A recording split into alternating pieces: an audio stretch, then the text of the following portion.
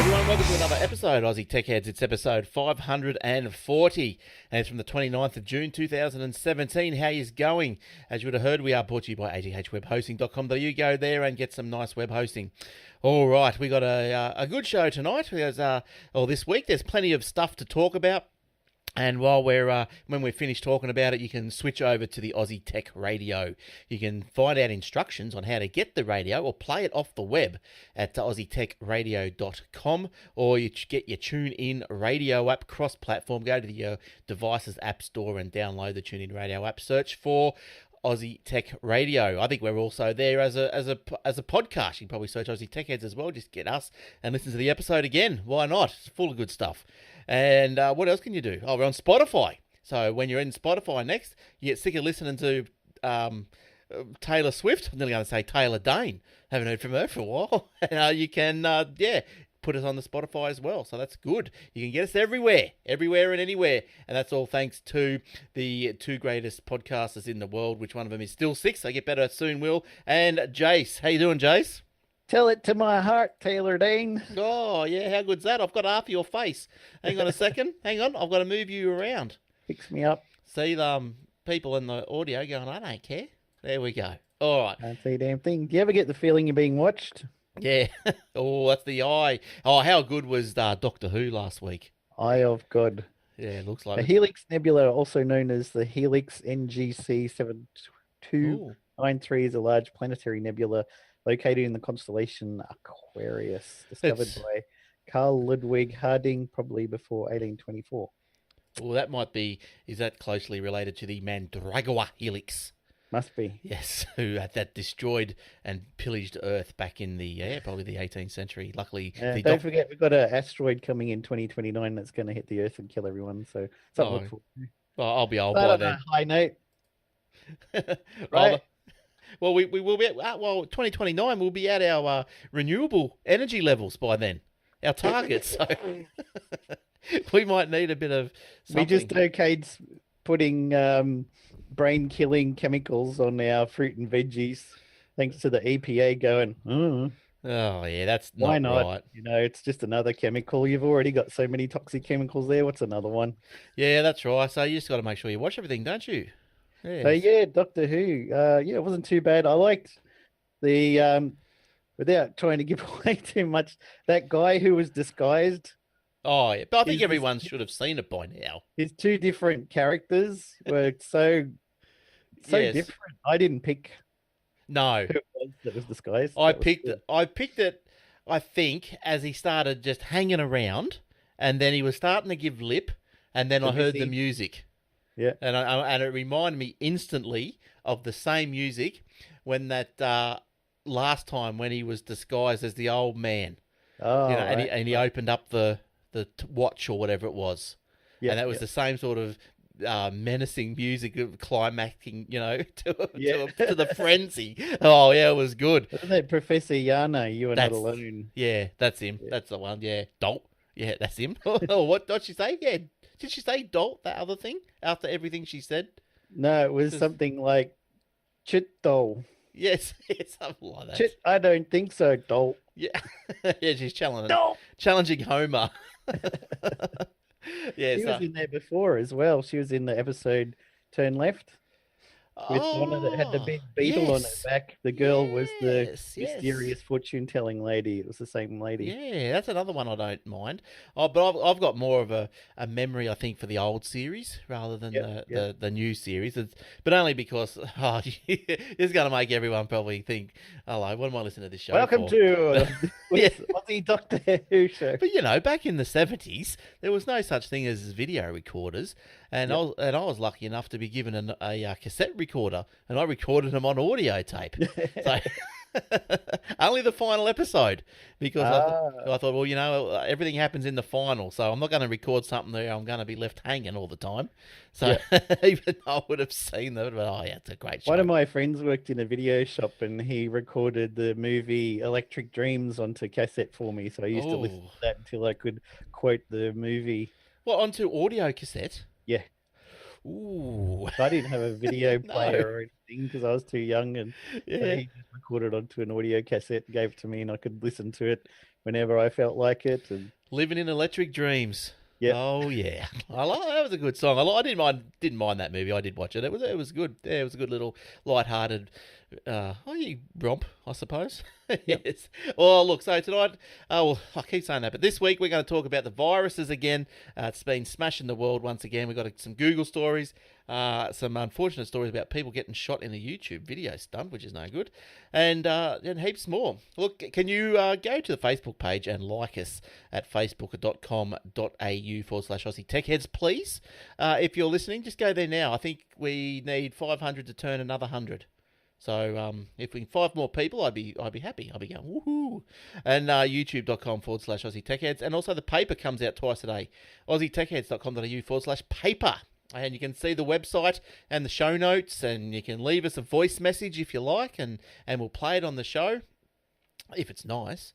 It's AussieTechHeads.com.au/podcast, and you can also there's heaps of stuff on there now, isn't there? There you can click a link and you can get notifications in your browser straight away when there's new episodes and all that sort of stuff. It's great.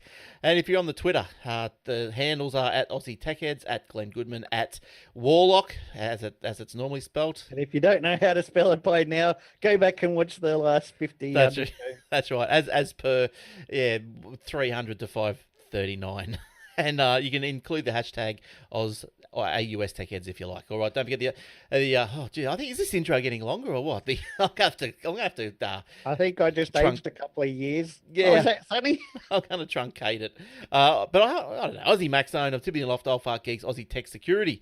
All Aussie Tech Security episode out last week or early this week. I know there was one soon, and another one coming out next week, I think, because there's viruses all around the place, and we want to make sure you're safe. Dun, dun, dun, dun, dun, dun, dun. Exactly. Now, look, I forgot who sent me this story. I apologise, but I won't do that one now. I'll find out who it is, and I'll mention you later because I said I would. But let's start off with the Unpatched systems have been caught again in the latest ransomware attack. As if the last one wasn't enough to make you go, they're still not protected. There's a lot of companies out there. I think was it Cadbury? Yep. Yep. One of my friends on Twitter said it's because it stopped the Cadbury factories from producing chocolate. She's like, now hang on, this is going a bit too far. Now I gotta have my chocolate. This is ridiculous. Now I want to cry, and I don't even have a computer. The latest ransomware attack is sweeping the world. Just after a month of the WannaCry one, would seem that businesses are just still unprepared, and all you have to do to be prepared is to update Windows. And there's been a few I updated the other day, and there was an update just before when I rebooted the computer before the show. And even by going into Windows Update and then just go check now, like that even works for me, because it comes up and it'll say last check for update, say 2 hours ago. But if you go check now, there's an update there. You think you scratch it and go, oh, how well does that work? But so there's another outbreak of unpatched Windows systems which appears to be the entry point. It propagates within the local network using legitimate remote admin tools and password crackers to infect local computers. Now, this one is worse than the WannaCry and some of the others, because it's not really, it is after money, but you can't get the money to them. Well, you can send them the money, but they can't email you back because the users are advised not to pay the ransom, because the email address used by the criminals to communicate with the victims after getting the ransom to send the decryption keys has been suspended by its German email provider. Yeah, so not like other forms of ransomware. This particular one is called, I guess you pronounce, correct me if I'm wrong, like Petcha? Yeah, but after further analysis, they've now called it not Petcha. What have they called it now? Not Petcha. Oh, okay. That's the name. Because Petcha's it's like Petcha, but it's not really, because it's a lot different. Petcha was apparently first noticed about a year ago, but it wasn't released as big as this. And so this is now called Petcha brackets, not Petcha. Couldn't they just put the not in brackets before, prefixed it? So anyway, this one's pretty bad because it encrypts what's this different from other ransomware? This Petra does not just encrypt your files; it reboots your computer and encrypts the hard drive. Yep. So whereas all the other ones like the I'm not sure what was that one that was going around before WannaCry.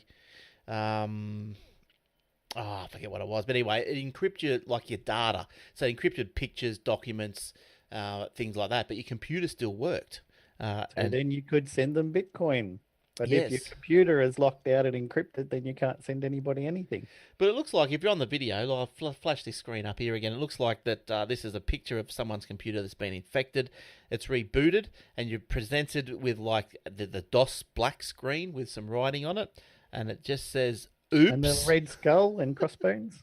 No. Oh, you can't see it. Yeah, but it's just text, and right at the top it goes, "Oops, your important files are encrypted." Oh, Don't.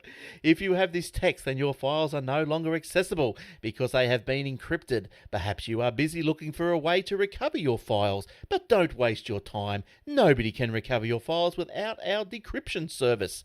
We guarantee, that's nice of them. I'd like to hold them to that. We guarantee that you can recover all your files safely and easily. All you need to do is submit the payment and purchase the decryption key. Follow the instructions below. $300 worth of Bitcoin.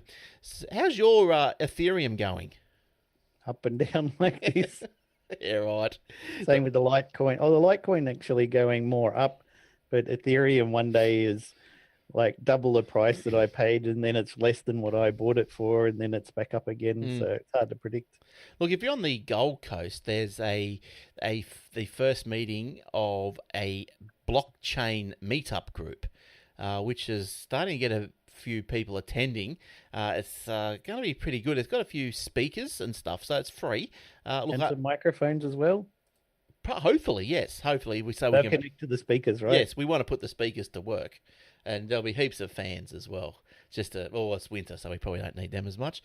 But yeah, so there. If you want to know, I don't know the stuff off the top of my head, but it's on the meetup.com service that you can just go and have a look, sign up and look at the Gold Coast, look for blockchain, something similar, and you'll get there if you're interested. I might see you there. I'm thinking about going. It's in Rubina. Yeah.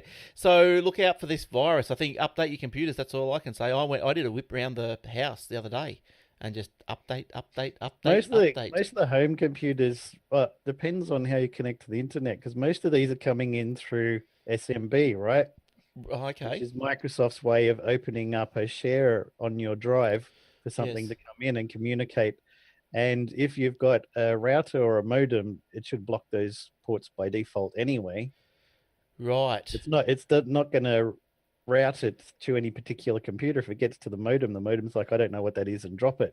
Okay. So if you've got like a Wi-Fi dongle plugged directly into your laptop, and you go down to Starbucks or something, or you plug in a Wi-Fi dongle and connect straight to the internet, then it's got a chance of getting in. Then you take your laptop home and infect everybody else's in the house or the company, which is why I think a lot of these come through. Or you get it infected onto a USB drive, and then you plug that into a work computer without checking it, and suddenly the work network's infected.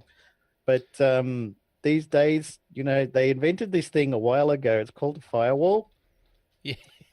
And they're really good. Very good, yes. So if you're the kind who likes to plug USB, Wi-Fi, or 3G, 4G dongles, or soon 5G, right? Yeah. Into your laptop, enable the firewall. Windows got a default one that's pretty good. You can get lots of firewalls on the internet, install those, and it's going to cut down on this. Then keep your antivirus up to date, your Avast and whatever. But are you saying there's people out there that don't even have Windows firewall turned on? Yeah. But it's on by default, so people are purposely turning it off. Why would you turn it off? Because reasons. They've probably got some software that has problems with connection, so they're like, I'll turn off the firewall. Okay, that's working now. What do we do? Well, you have to unblock these 3 ports. Oh, screw that. I'll just leave the firewall off. I'm always at work. And they go out traveling. The salesman goes out to show clients, hey, you want to give us, $50,000 because of this graph that I just put in front of you. It's a very pretty graph. It shows you that you're going to do really good if you give us lots of money. So he plugs in his Wi-Fi to connect to the work network. Okay, I'm going to invoice them done. Oh, my computer's infected. Well, I'll tell you who did do that. Now, this has happened in Victoria, and this is the story that was sent to me via Facebook by Daniel. So, hi Daniel, thanks for Dan's the man. Dan is the man. Very, very appropriate that you sent me this one this week because a virus halts speed and red light camera in Victoria. So, a virus has caused chaos in Victoria's entire speed camera network. If it's chaos, you better get Maxwell Smart onto it. Quick Smart. Yeah, I keep seeing Siegfried turn up in different shows. He's obviously still going. I still see him turning up everywhere. Sorry about that, Chief. Yes. And what was it? What was the Siegfried's offsider? Stucker. That's right. That's right. I can't even remember that far back. It was I forget how he used to say Stucker. A virus. I remember like Agent 13 and stuff like that. Isn't he the guy who used to get in disguises and hide inside letterboxes, plants and yeah. That's crazy. Yeah. So anyway, the Victoria's who cares about the camera chaos in the camera network? With all apparently chaos is because all the fines and for red light and speed cameras are on hold till a full investigation is conducted. That's sad. So last week, what's the government going to do for revenue? I know, that's why that's full steam ahead to try and get this fixed. Police said 55 speed and red light cameras across Victoria have found to be infected with the cyber virus, but on Saturday the government quarantined the entire system statewide.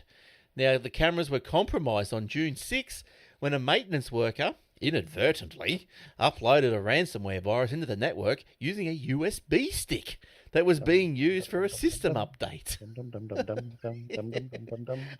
I even heard that this not Petra, was being spread around by some tax software or something. Wasn't that a heavy metal band? No, wait, that was Pantera. Mm. Yes, well, there was accounting software that was used by some companies, and they hacked into the updating system and put Petya onto some of the files. So when people clicked update, oh, there's a new version of my software, update, infected. But apparently there's already mounting evidence that Petya's focus is on Ukraine computers, and it's deliberately, some people like Cadbury's and stuff are actually accidentally getting it. But the Petya virus is very good at moving within networks, but initial attacks will limit just a few specific infections, which all seem to have been targeted at the Ukraine. The highest profile one was a Ukrainian accounting program that we were just talking about called MEDOC, which sent out a suspicious software update Tuesday morning that many researchers blame for the initial Petya infections. Attackers also planted malware on the homepage of a prominent Ukraine-based news outlet, according to one researcher at Kaspersky. Yeah. Yeah. What do you think of the Bitdefender antivirus? Anything or no comment? I think I used it probably like 8 years ago or something, but I just stick with Avast now. I quite like it. Yeah, I think I need. Just before we move off this virusy thing, I read on the Malware Bytes site that if you have a paid version of that will protect you from the Petra virus. Cool. Or ransomware or whatever you want to call it, yeah. It sounds a lot like Pandora, which brings me to another thing I noticed through the week. Wow. Yeah, Pandora Australia, if you're using that, you won't be for much longer. I didn't actually get the story up. It's just something I just remembered that I read. So it's obviously they're closing down. So who uses it? You? Yes, every now and then. My mum and dad do. They love it. Mine's all Spotify and sometimes TuneIn Radio and iHeartRadio. Yeah, I think my mum and dad liked it because because of the seeding or because of the anticipating that it did. Yeah. But I think you can do the same on Spotify now anyway. On their radio section, on their radio bit. Right, yep. Yeah, I don't use that. Oh, right, yeah. How is the radio gig going? Really good. Yeah, I did another show last night. That was a lot of fun. And what's the station? Great Lakes FM 101.5, broadcasting from Tuncurry, Foster area. And is that streamed? So we can all hear it? Yep, TuneIn Radio is how I listen to it while I'm working all day. But I'm not actually doing the show. And then you can also go to greatlakesfm.org.au and click on the stream button and stream it from your desktop or laptop. Nice. And when's your stint? Retro Regeneration is on Wednesday night, 6 to 10 p.m. Australian time. Oh, good Australian, stuff. I Well, should it's say, right? Wednesday nights. I'll have to tune in for that and have a listen. Sounds good. Did you do much banter, or it's just pretty much here's this song? And you go, oh, I remember this song when I was young in the back of the car, things Yeah, like every that. now and then I throw in some of those, or I might look up information about the song or the band on Wikipedia and just give a paragraph or something like that. Mm. Do you Just for a do bit of do you do info. like the old days? You know, they don't do it so much now. But after the end of each song, they go, and that was Huey Lewis and the News, hip to be square. Do you do things like that, or you just let the song go? Usually play two or three, sometimes four in a row, Yeah. and then just backing out, say the last few songs you're listening to, and then put in like station IDs and stuff like this. Just program them in between it, and Right. All right. like my show idea. You're listening to Retro Regeneration on Great Lakes FM 101.5. All right. Well, I'm glad we got that plug out of the way. All right, yeah, so unpaid, of course. Now, yeah, so Pandora, I think if you're using it, it's going to die up its own backside pretty soon in Australia. Probably nothing says about worldwide, but just mustn't be making any money over here, so they're going to kill it off. All right, let's go to Jace. What have you found this week that's tickled your little Google's in the fancy? troubles. Oh, they're always in trouble.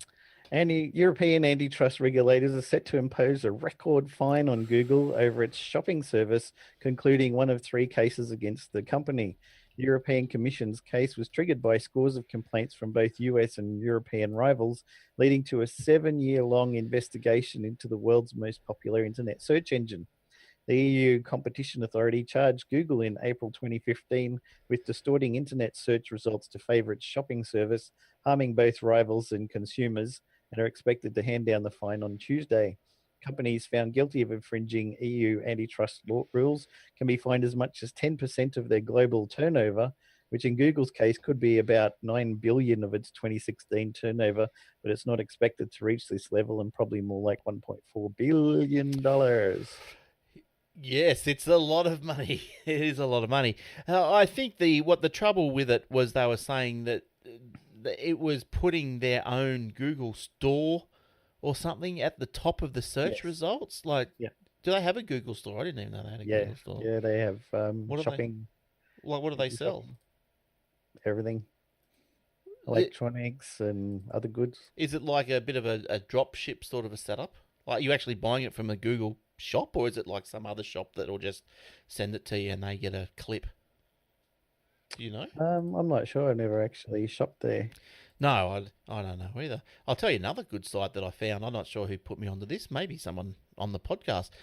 Google Flights. That's, All right. yeah, that's good. Oh yeah, yeah. We talked Yeah, about yeah, that yeah, one. yeah. I've looked it up a few times. It's I found like I get to Sydney and back for $130. Oh, So okay. in July, so I might have to do that. Even if I just get there and wave and come back, it's cheap enough.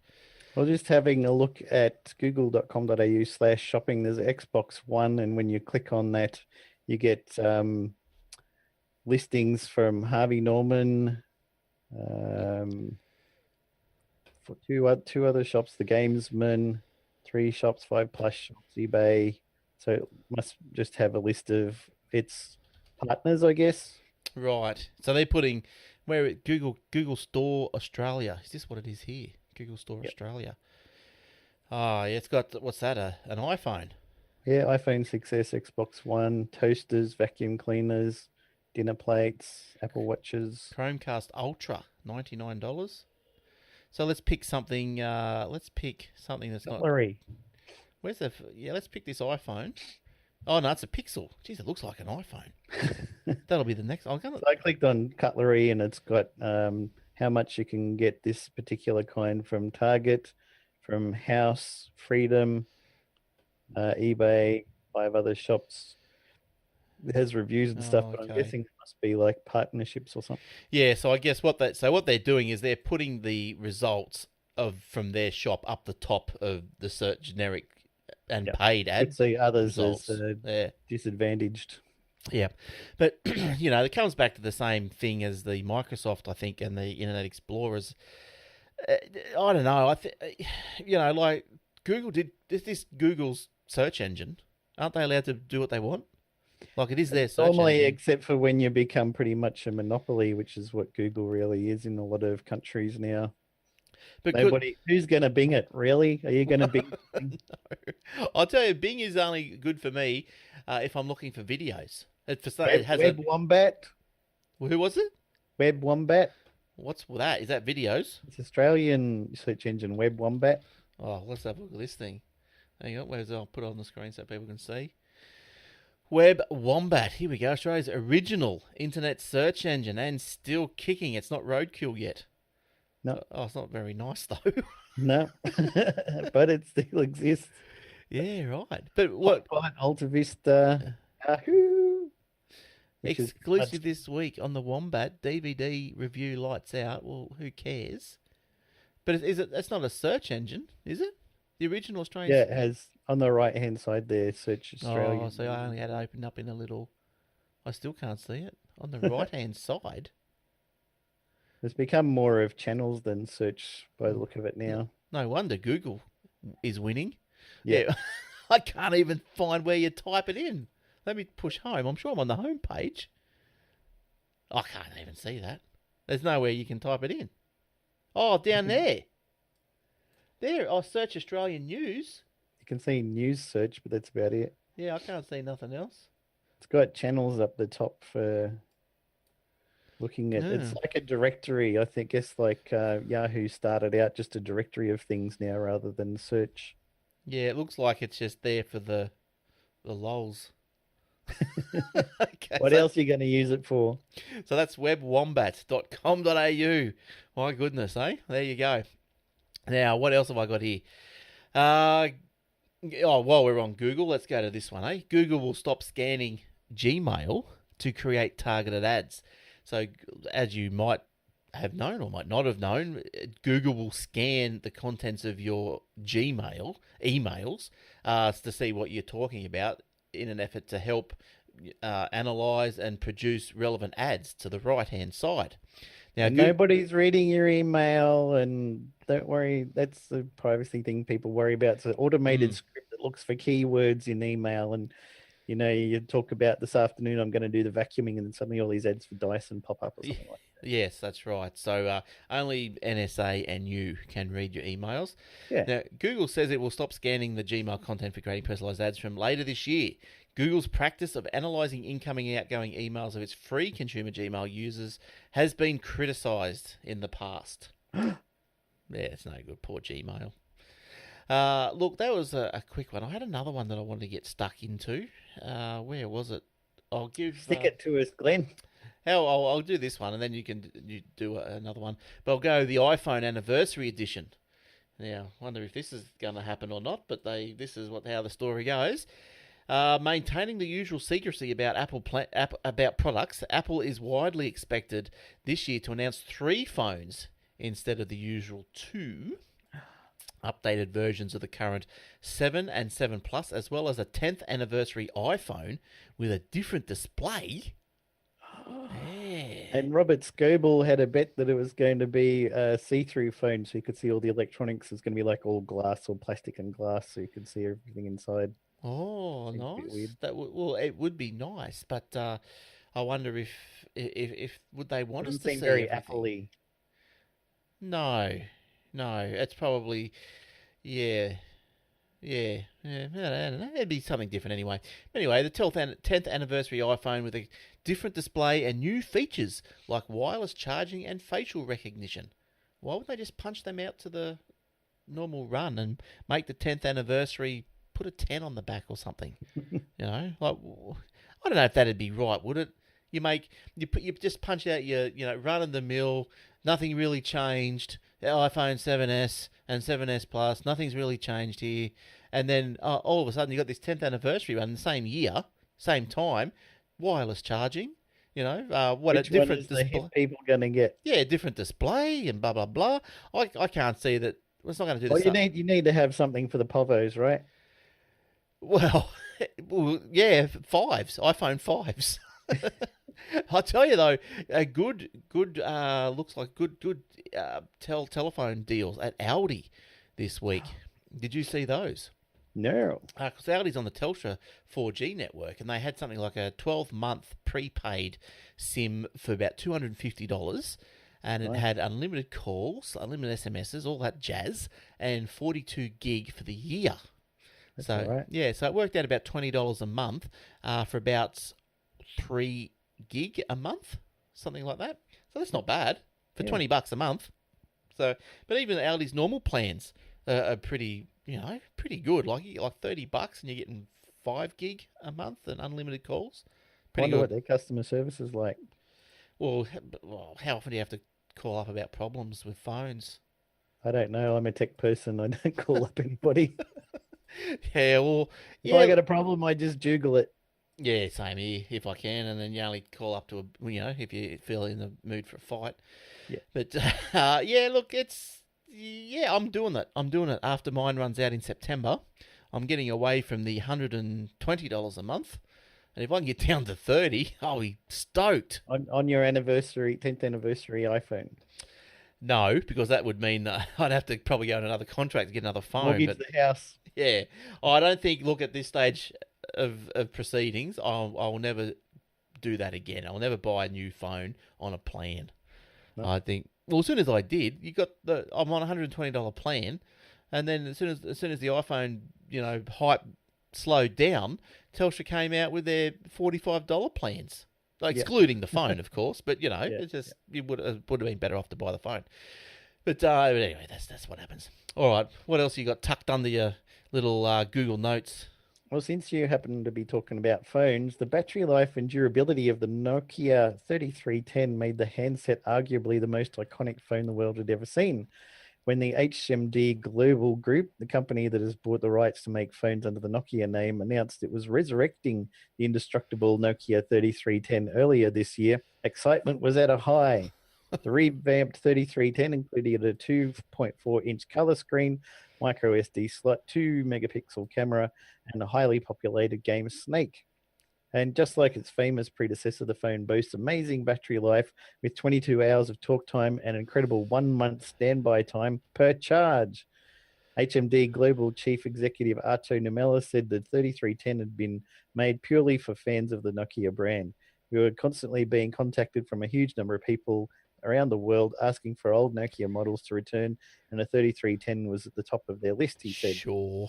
Unfortunately, Nokia confirmed the revamped 3310 would only run on a 2G network, which means it'll be effectively useless in Australia as we're currently phasing out the outdated technology. It's not all bad news for Aussie customers, with Mr. Numela pointing out that the company has 3 affordable mid-range Android smartphones available at the local market from late July. Mr. Numela said the Nokia 3, Nokia 5, Nokia 6 devices, all under $400, combine superior craftsmanship, distinctive design, and powerful entertainment features rarely seen on mid-range phones. Oh, The devices stop have a it. premium look and a unique Nokia design, which believes less is more, he said. We also have what we believe to be the best Android experience on the market, with the promise of monthly security updates so buyers don't have to worry about getting a virus. The phones also include the latest Nougat operating system and will continue to get new updates as Google releases them. This is unheard of for phones at this price point. Oh, it's unheard of. I've never heard of it before. Unheard of. So what about this revamping? Like, good revamp if it's still 2G. Yep. Like, are they serious? Or you mean it's not just a release excess stock sale or something? Revamped. Yeah. Woo. Yeah, they probably just, uncovered another warehouse full of Nokia, whatever they were, 3310s. Never got sold. Still in the original packing. That means double the price on eBay. Yeah, if you're lucky. now, how's this? This is a bit of a sad story, I guess. A US woman has shot her boyfriend dead in a YouTube stunt. So the couple's 3-year-old child and nearly 30 onlookers watched as she fired the bullet into his chest. So what was happening here was they had this YouTube channel. And they're trying to get extra viewers, more viewers for it, all this sort of stuff. What a great way of doing that. That worked. Let's have old love shoot a gun at me. I'll hold up. Won't they get a lot of subscribers and viewers for this one? Yeah, well, I had a look at it. There's no video of the actual thing, but the previous week's video, it was I think it was about 160,000, where previous other ones were about maybe 12,000, something like that. But geez, I'd be happy for 12,000 views. Yeah, so yeah, so anyway, he stood there. I'm not sure what encyclopedia he held up, but he held up an encyclopedia in front of him, and she was to shoot the gun through that, or shoot the bullet through that. I can tell you. Let me see if I can give you some. Here's a picture of him if you're on the YouTube. Poor guy. Now the aunt said that they did not. They did it, yeah, to increase their social media following. Now, the aunt told WDay TV that her nephew had told her he wanted to do the stunt because we want more viewers, we want to get famous. Now, Courtney James Brew described He's famous.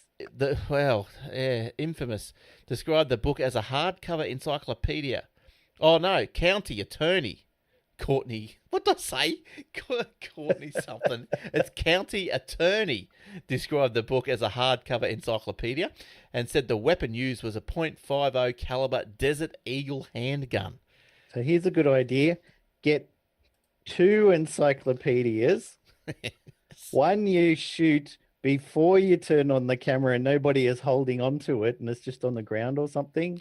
Then if that passes, I still wouldn't stand there with the encyclopedia, even if that did work. But at least them, it might have saved a life. Well, I wondered like how close that she was. Like I wouldn't be standing like. It says like 1 foot away in the article. Yeah, right. Like I don't know. Thinking about it, like, would you think that a bullet would go through an encyclopedia? I don't know. I suppose they move pretty fast and they're spiraling at the time, so it should be able to dig its way through. Yeah, well, usually people have got metallic things or iPhones that stop it, and then Jesus saved them and stuff. But yeah, so that's no good. So I think you just don't go and do stupid things for viewers. Like it's crazy. It's very crazy. All right, take us somewhere else, please, Jace. Nintendo has announced the Nintendo Classic Mini Super Nintendo Entertainment System, a tiny console designed to look like the incredibly popular SNES that was first released in Australia in 1992. Following up on the well-received but impossible to get NES version from last year, the diminutive Super Nintendo is powered by USB and connects to your TV via HDMI. It comes packaged with 2 controllers and loaded with 21 of the system's greatest games. That's not hyperbole either. There's seriously not a mediocre game on the list. 16-bit versions of Nintendo's own franchises are, of course, included with Super Mario World, Super Metroid, The Legend of Zelda: A Link to the Past, Super Mario Kart, Donkey Kong Country, Kirby Superstar, Yoshi's Island, and more. But there's a diverse handful of fan favorites from publishers other than Nintendo too, including Mega Man X, Street Fighter 2, and Super Castlevania 4. True to the console's legacy, there's also 4 of the greatest role-playing games of all time from Nintendo and publisher Square Enix: Earthbound, Secret of Mana, Final Fantasy III, released as Final Fantasy VI in Japan, and Super Mario RPG. In a surprising move, Nintendo is also including Star Fox 2, a game that's gained almost mythical status as it was known to be completed, but it was never released for sale. The system will launch in Australia and New Zealand on September 30 at a price of $119.95. This is a little pricier than last year's model, but then Super Nintendo games are significantly more complex than the older NES games. At least this time, at last time there will be no. There should be at least. Anyway, this time there'll be no USB power adapter in the box, but if you don't have plenty of those lying around, Nintendo will sell you one for $20. So what are they saying? It's more expensive to rebuild a 30-year-old game because it's more complicated. Isn't it already built and sorted? Yeah, these are usually just an emulator running on Linux or something in the box. Oh, yeah. So this 16-bit version of it is coming out. So well, it's more complicated to get a perfectly running emulator to run all of these 16-bit games than it is to do an emulator to run 8-bit games. Oh, so they haven't jammed in the original Nintendo ROM or anything. Yeah, that's got the ROM in there plus an emulator that can pretend that it's the actual Nintendo ROM operating system. Yeah. And it's got the game ROMs in there. Like you would just get a Raspberry Pi with RetroPie, download the ROMs, and then run it. So it's exactly the same as that, only more legal. So it's funny, isn't it? Because they're bringing out the 16-bit version when Apple's talking about nothing but 64-bit. Yep. So, so iOS 11 brings substantial changes, as we have probably heard, including an interface redesign for key apps, removal of support for 32-bit programs, augmented virtual reality support, and many under-the-hood improvements, such as a new Apple file system called APFS. Oh, it's all so good you can't even talk about it. Don't install the public beta software on any system you don't directly control or that you share with others, Apple said. And if you do, then don't contact games publishers and app publishers and say, "Oh, your game's not, or app's not working on the beta of the new operating system that's not released." Because, duh. So you can go and get apparently it's a public beta, although you need the Apple ID to get it. But a stark warning accompanies such downloads. Don't blog, post screenshots, tweet, or publicly post information about the public beta software. And don't discuss the public beta software with or demonstrate it to others who are not in the Apple beta software program, or else. No, I didn't say or else. But the final release of iOS 11 and High Sierra are expected to arrive around September 20 this year. But don't talk about it. Not allowed. Shh. Secret Squirrel. That was a good cartoon, Secret Squirrel. I like Secret Squirrel. I like the old quote you were talking about, 64 bits before. A really old quote was, Windows was once famously described as 32-bit extensions and a graphical shell on top of a 16-bit patch to an 8-bit operating system, originally coded for a 4-bit microprocessor, written by a 2-bit company that can't stand 1 bit of competition. Oh, that's good. Yes. Oh, I need to get my little soundboard. It's nerdtastic. Yeah, Will was showed me he's got a soundboard now. He's got loaded up with a heap of stuff on it. I've got a what's he running? What's he run that on? Like he's Android or something. Tablet, I think. Yeah. Yeah, I did download a program for the iPad that did a soundboard. Quite good. Just push button, get a sound, but I couldn't get it loud enough into the mix here. But I'll try again because things have improved. Not markedly. Still got the same. Well, you can still get a headphone jack into an Apple device because soon you won't be able to.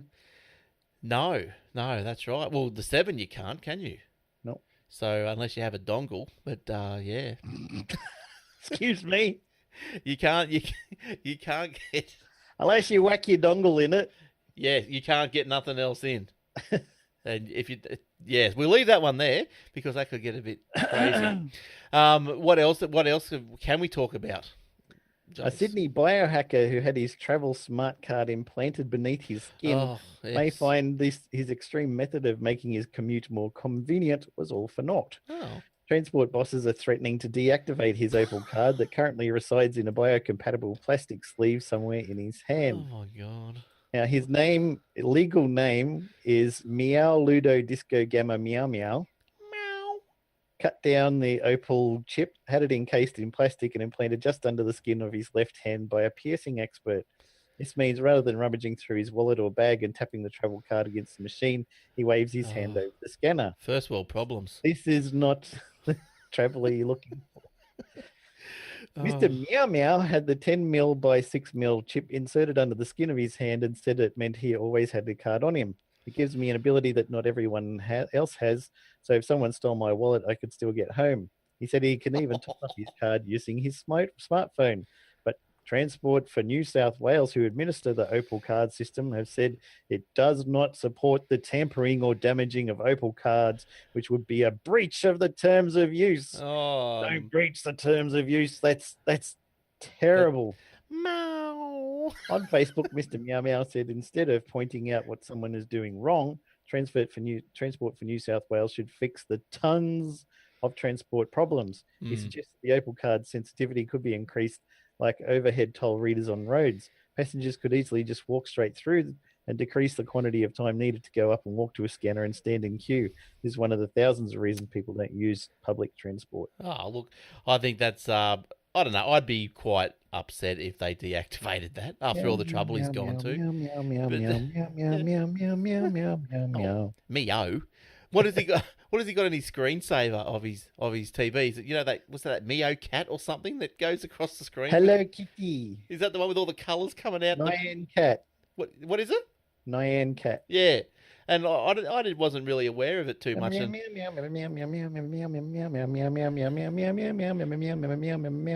know there's a you would probably know, but there's a YouTube video of that. 10 hours. Yes, 10 hours of it. Go. What's it called? Go and have a look at it. What's it? Let me see if I can find it, and I'll show you what it's all about. Nothing changes. It's the same picture for 10 hours, and you look in the comments and it The says, same tune. yes, and you look in the comments and it says, "Oh, I got to hour 6," and you go, "What? What was it called?" Do you know? Nyan cat. Nyan. And cat. Let's have a look. Let's just. Oh, there it is. Is that the one 6 years ago? Oh, it's been 147 million views. How's that? He's got a Pop-Tart on him and rainbows coming out the back as he flies through the sky. That's him. And this goes for...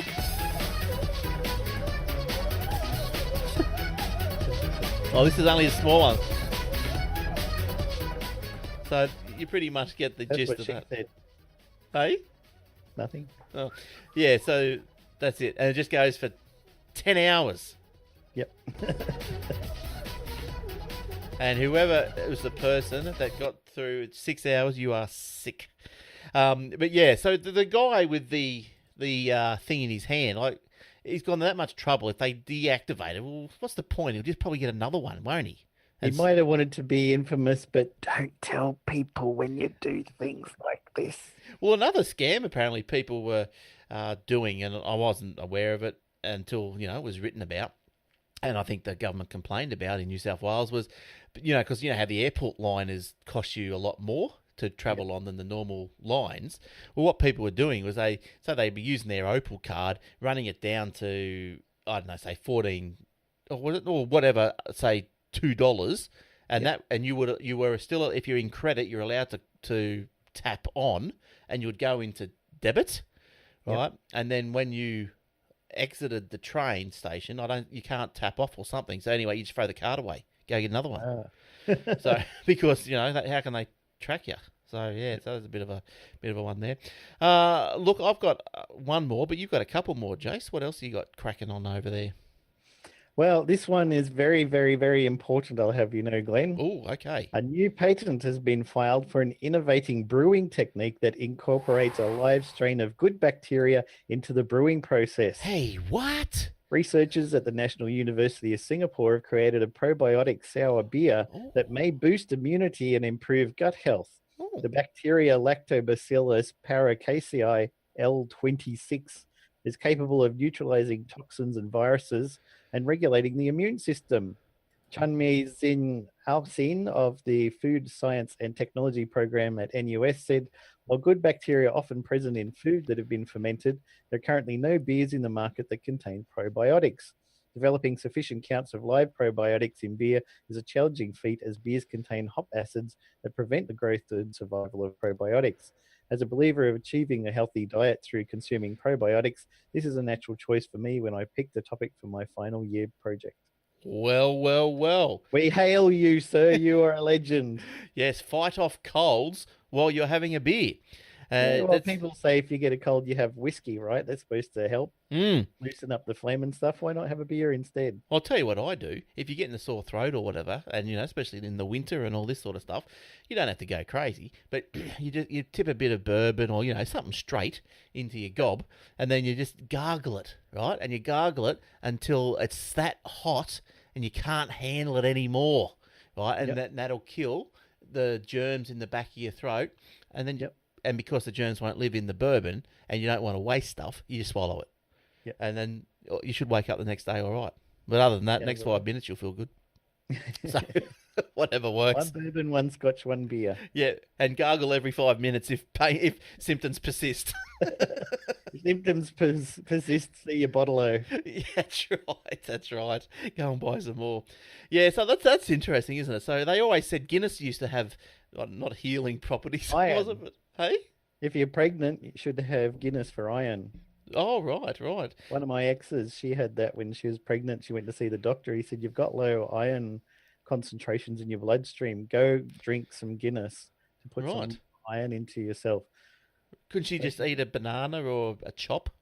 Not good enough. Right. Guinness is super concentrated iron power for the win. Oh, good stuff. I used to go with one of the guys from work on St. Paddy's Day, and we'd go down to the local Irish pub and have a pint of Guinness, and he'd get halfway through. It'd take him about an hour to get through half a pint, and he's like, "I can't drink this.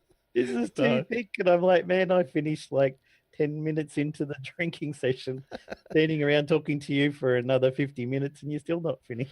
Yeah, look, last time I haven't had a Guinness for years. I wasn't too keen on it, to be honest.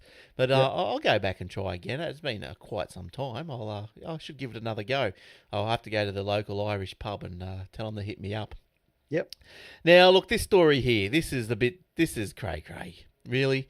Foxtel seeks to block changing pirate sites. So you would know about, when I'll try and define changing here. So you know when you go to the piratebay.org, they take it down. So they bring it up in piratebay.tk or piratebay.sk or whatever. They keep moving them around. Once domain closes, they open up again. So anyway, Foxtel and I think it was Roadshow appeared before the court in Sydney this week seeking to amend the previously handed down orders that forced the major ISPs to block a handful of piracy-linked sites. And obviously, Pirate Bay is one of them. Now, so the original application for injunction by Foxtel sought to have the Pirate Bay torrents with a Z, Torrent Hound, and ISO Hunt. I thought ISO Hunt was long gone. Yeah. Is that still going? Let me Must be. Let me have a look. You won't be able to go because you've got Telstra. Well, this is how silly it is. Because, let me go, ISO Hunt. Oh, it's still going. Wow. Well, there you go. But anyway, so is blocked by Telstra. Look, see? Ooh. Oh, you can't see it, but it is still going. But the Pirate Bay, blocked by Telstra, TPG, and Optus. The injunction was granted in December. Now, this week's application targeted mirror sites of the Pirate Bay and torrents. But I went there. I did go there. I went to the piratebay.org. And I did, let me show you, I did get the good old text on a blank white screen. I'll read it to you what it says, just a blank white screen, saying, here it is, right there. It says, content denied. Access to the website has been disabled by order of the Federal Court of Australia because it infringes or facilitates the infringement of copyright. 1-800-086-346 for information. I should have rang it. The URL for that one? piratebay.org. Didn't you ring that number one other time we listened to it? Let's have a ring now. See what it is. See what they say. 1-800. What is it? 086 346. I should have put it on. No, don't send my number. I'll be gone. The message you have received denying access to a website is not a Telstra issue or fault. Access to this website has been disabled by an order of the Federal Court of Australia under Section 115A of the Copyright Act 1968. Operator. Because it infringes or facilitates Press the 0. infringement of copyright. Disagree. Operator. Oh, she hung up. Okay. But anyway, look, the silly thing. So what movie should I search for since I'm on that page? Well, you can. Yeah, well, I was going to say. I don't go with any of the big ISPs. No, so you're the little ones. But I'll tell you, this is how silly it is, right? I'll tell you how easy it is to circumvent this. I couldn't believe it, to be honest, but obviously, because I thought, I'll fire up my VPN. So I fired up the VPN. Oh, yeah? No, it still didn't work. So I thought, I can't really be bothered, shutting down everything. It was probably held in cache or something. I thought, it's going to work. I know it will work on a VPN, so I'm not going to worry about doing that. But I changed the network adapters DNSs to Google. It worked. Straight away. It came up. Now, how crazy is that? Yeah, so Telstra has poisoned their DNS, but it hasn't affected any other DNS. So that's the only way they're doing it. But isn't that just it's crazy? So all they're doing is just really just stopping the real, I suppose, uneducateds. Yeah. The noobs out there. But I just, as a matter of testing, I just changed to the Google 8888 and 8844. And Guardians of the Galaxy Volume 2, 720p. That's not high enough. You want 1080. 1080p BR rip. If you're going to go for JAR, you might as well be watching some good quality.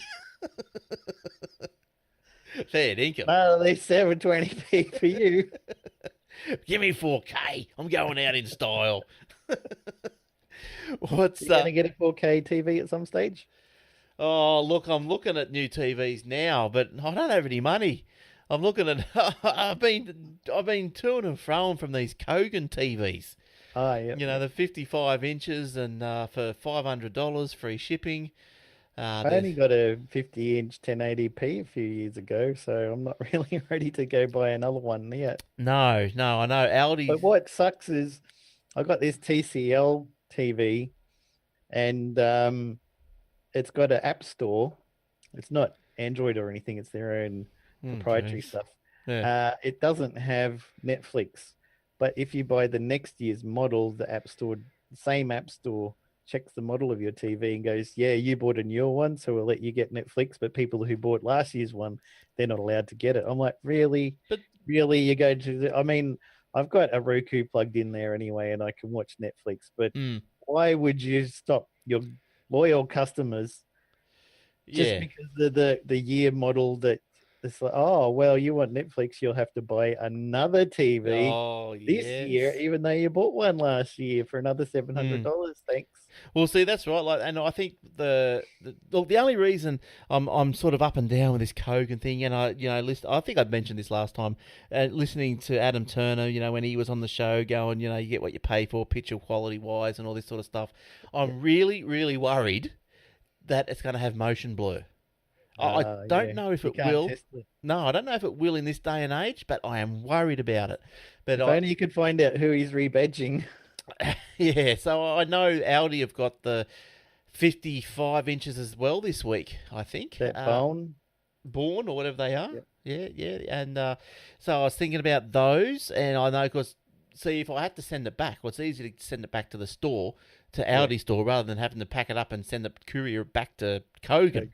Probably cost me $70 or so. But yeah, so look, then I'm thinking, should I just spend $1,000 on something else? Because I don't want smart TV, because you got all the plug-in, the dongles and everything.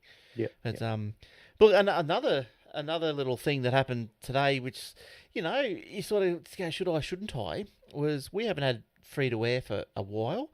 Something happened to the aerial, and so finally, I moved into this house and I just haven't plugged the aerial in because I've got no interest in it. Yeah, well, look, we were only getting free to air through the little SD Foxtel box, and you do like to watch HD TV occasionally if it's free to air. So I did bring the aerial guy.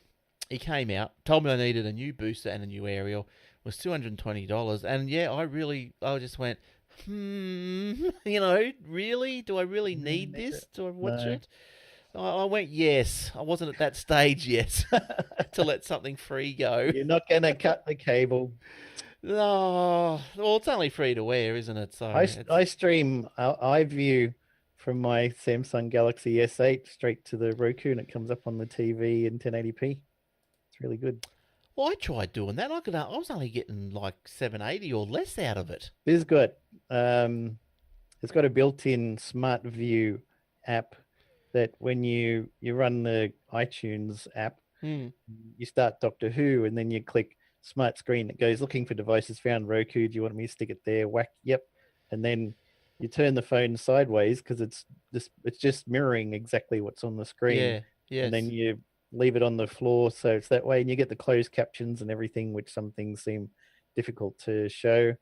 And it also shows the Android buttons, virtual buttons down the side on the big TV screen. So you got these big square buttons down the edge. Oh, no. Well, it works in the audio, and it streams it beautifully. It looks lovely. But so you've got what sort of TV have you got?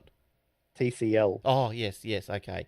So the only way so if you've got a Chromecast, doesn't that have a native, does that have a native iView? I'm not sure.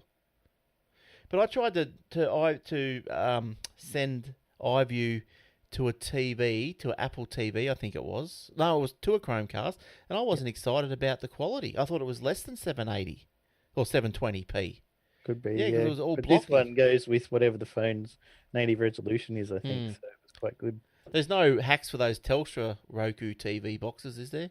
To I don't think so. strip out the Telstra software? Reflash the firmware, probably do it. Are you game Yeah. though? Oh, I don't care. I don't use it for nothing else. Might as Yeah. well have a go. But how would you reflash it? Oh, that's getting a bit too much for ROMs me. would have to be somewhere. Well, I guess so. All right. So quickly, I think you got one more because we're going to pay. Are you going to pay at XP? We're always in for a quick one of those. Yes, why not? According to MS Power User, the London Metropolitan Police are still using around 18,000 PCs powered by Windows XP, an operating system Microsoft stopped supporting in 2014. So who's going to get the ransomware stuff, do you reckon? Let me guess. What's more is that the police force is upgrading its PCs from Windows XP to 8.1 instead of Windows 10. Only 8 PCs at the police force are reportedly powered by the most secure version of Windows right now. From the report, from the looks of things, the London Metropolitan Police will continue to upgrade their system to Windows 8.1 at the moment. Windows 8.1 is still being supported by Microsoft, although the mainstream support for the OS is set to end on 9th of January 2018. Microsoft will offer extended support for the OS until 2023, which means Windows 8.1 is still a much more secure alternative for the Metropolitan Police than Windows XP. Huh. Windows 10 still would have been the best option in terms of security. However, Microsoft is releasing security updates for the OS every month, and the new advanced security features like Windows Defender Advanced Threat Protection makes PCs running Windows a whole lot more secure. Spokesman for the Conservative London Assembly said in a statement, the Meta is working towards upgrading its software, but in its current state, it's like a fish swimming in a pool of sharks. It is vital the Meta is given the resources to step up its upgrade timeline before we see another cyber attack with nationwide security implications. So yeah, go to Yes. Windows 8.1. The Russians will be able to get in there soon enough and find any information they want. And Yeah, my little server I got running here is on 8.1. Well, my what I made into a server is Yep. 8.1, but I just can't be bothered upgrading it to 10. Like, it's a lot of work because I've got all the drives. What are they, dynamic or something? Yep. So I'm not even too sure how I would upgrade that. Not game. No, Mine's just a little Synology box with a couple of hard drives in there. It's doing fine. So I'm gonna yes. set that for a server. Yeah, look, I might have to look at something like that, I guess, because, yeah, like I've got a whole computer running, and all it does is just sit there, and it should only just be serving those files. Make sure you pay a little bit extra money and get the Intel CPU, though. I've got the cut down, I can't even remember. There's a cut down CPU that doesn't do transcoding of videos and stuff. So Oh. if your device can't play it natively, then it can't play it at all. So if you get a Synology that's got the Intel chip, it's more powerful and can do the streaming and Yes. transcoding of videos. So what sort of what does transcoding? What is that built into it, or do you have to put that on? Oh, it's No, built it's in. built into Oh, it, yeah. nice, sweet. Okay. It's just that the CPU in mine isn't powerful enough to do the So transcoding. It would just be too slow, so they disabled it by default. Okay. Oh. But it works great. You put any device that's got VLC, or my TV, TCL TV can play probably 90% of the videos I've got, and devices. I can just power up my laptop, watch it on VLC, or put it on this desktop here, watch it on VLC. Any of those work fine. Well, I've got my little Raspberry Pi with the Kodi. She just Yeah, I was thinking of hooks- getting one of those soon, actually, with a couple of controllers, do some RetroPie or something. Yeah, I was interested when you mentioned that again. You reminded me of the Retro Pi, and I thought, yeah, what is that? Is that just the MAME? Is that take Yeah. MAMEs? Yeah, right. It's like a MAME for ARM. But you can get a bundle I was looking at on eBay for like $120 or something. It's got the RetroPie with a nice case with cooling fans, 2 Bluetooth joysticks that have chargers, so you can charge up the batteries on them, and just use like a Sony PlayStation joystick. Yeah. HDMI cable, power cable that's got a button on it, because the Raspberry Pi, the only way to turn it off is to unplug it, but a lot of them are selling it with a button in the power cable. Yes, mine's You like can just that. Click it off, and Yes. comes with RetroPie. It's got Kodi on it. It's got an operating system that has a word processor, web browser, Wow. Yeah, right. spreadsheets, all of that stuff built into it. So you could use it like a normal base computer if you wanted to as well. Yeah, right. Oh, that's all right. How much do you know for that? Depends on what you want. Oh, some of them even got a little mini keyboard that's probably about twice as big as my phone, and it's Bluetooth. So if you want to search for your movie, instead of going left, left, down, right, right, right, down, Yeah. down, click, up, left, left, you can just type it on the keyboard. So you pay a little bit extra for that. Is But that for the Cody? yeah, Yeah. or Well, for any of the stuff, a retro Pi, if you want to look up Pac-Man instead of scrolling all the way down to P and stuff. The Cody has got an app with all that on it. That'd be handy too. On your phone. Yeah, that's all I use. It's so good. It depends. I love it. You can get like a 16 gig card or go up to 128 gig card if you want to put a lot of stuff on there. So yeah, right. It depends on what you want and what options you want with controllers and keyboards and all that sort of stuff. So I'll have to look into those controls. It's been ages since I played with the joystick. Yeah, I got one proper one. I got one a couple of years ago, just a USB one that plugs into any Windows computer or Mac. Oh, yeah. And you can install MAME on there, and I was playing some games on MAME, so that worked fine. Yeah, I'll have to look into a joystick because otherwise, how do you play it? On a computer, Yeah, your Bluetooth keyboard. would be better though, because you want to leave your Pi over there where the TV is and sit on the couch and not have this great big long cable. And then Yes, how many ports have you got in the Pi, and what else do you want to plug in and stuff? If you got Bluetooth, everything. yeah. Is it fast enough? No, not much latency in Bluetooth. No, they've got really good controllers. All of them say these controllers have got no latency, very fast. Oh, yeah, that's good. Because you always, it's always the joystick's fault, isn't it, when you die? Yeah, So... That's my excuse, and I'm sticking with it. Damn it! I pushed up. All right. Look, that brings us to the end of the show this week. Thanks for joining us. It's good to be here on another week on the sunny Gold Coast, which I believe is quite much warmer than other parts of the country. So I hope it's been drizzly rainy here for a while, but I'm hoping for a sunny weekend because the radio station's got a special family fun day on. I want to pop down and check out. Oh, yeah. Yeah, they reckon we're going to get some rain, so that's probably what we're getting. Probably that taree rain. I'll send it up to you. You probably need it. Yeah, no, we've had enough. There you go. So did I finish my aerial? I did finish my aerial story. I did buy the aerial, and now I've got all the HD channels, so I'm all right. Hooray! You can hear us on the Aussie Tech Radio. I did all that. I did everything, so there's nothing left to do but get out of here.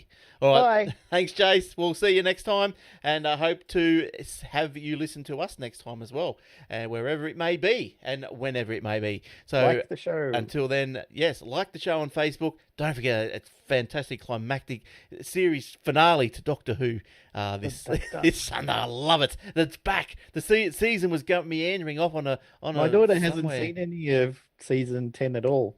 Yeah, right. She's coming on holiday, so we're just going to binge watch the whole lot on Netflix. It's there, 9 and 10, I think. Oh, I just can't. This episode last week was just back to Doctor Who. It was great. Yep. It was great. All right. See you guys. See you next time. Bye-bye.